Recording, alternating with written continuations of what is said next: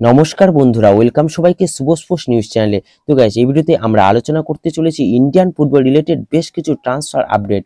তাই পুরো ভিডিওটা কিন্তু শেষ পর্যন্ত দেখার অনুরোধ রইল। তো গাইস, প্রথমেই মোহামেডান স্পোর্টিং ক্লাবকে নিয়ে একটা বড় আপডেট তোমাদের দিতে চলেছি। তো মোহামেডান স্পোর্টিং ক্লাব কিন্তু এই মুহূর্তে একজন হাই প্রোফাইল উইঙ্গারকে সাইন করতে চলেছে।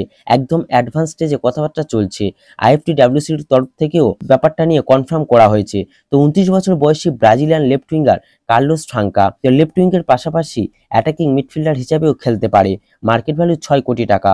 বর্তমানে খেলছে বুলগেরিয়ার টপ ডিভিশনের ক্লাব লোকো সোফিয়াতে, যেটা একটা বুলগেরিয়ার বড় ক্লাব।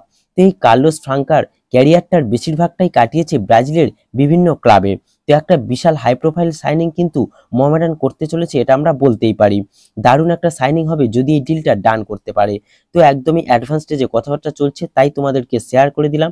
আর যারা মোহামেডান ফ্যান আছো তারা অবশ্যই কমেন্টে জানিও তোমরা কতটা এক্সাইটেড এই কার্লোস ফ্রাঙ্কাকে দেখার জন্য। তো গাইস, এর পরবর্তী যে আপডেটটা শেয়ার করতে চলেছি সেটা হলো জোয়ান মেরাকে নিয়ে।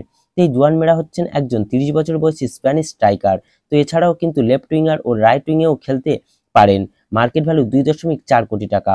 বর্তমানে খেলছিল পাঞ্জাব এফসির হয়ে এবং পাঞ্জাবের সঙ্গে কিন্তু তার এই 2024-এর মে মাসেই চুক্তি শেষ হয়ে যাচ্ছে। তো এই জোয়ান মেরার কাছে কিন্তু এই মুহূর্তে 3টে বড় আইএসএল ক্লাবের অফার রয়েছে।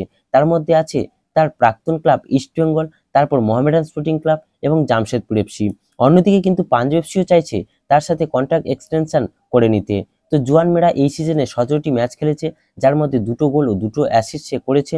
তো এই মুহূর্তে এই জোয়ান মেরাকে সাইন করানোর ক্ষেত্রে সবচেয়ে এগিয়ে রয়েছে কিন্তু ইস্ট বেঙ্গল ক্লাব। তো দেখা যাক জোয়ান মেরাকে শেষ পর্যন্ত ইস্ট বেঙ্গল পেন পেপারে সাইন করিয়ে কনফার্ম করতে পারে কিনা। তো গাইস, এরপরে তোমাদের যে আপডেটটা দিতে চলেছি সেটা হলো হীরা মন্ডলকে নিয়ে, যাকে তোমরা সকলেই চেনো। একটা সময় ইস্ট বেঙ্গলের ডিফেন্সে দেয়াল হয়ে দাঁড়িয়েছিল এই হীরা মন্ডল।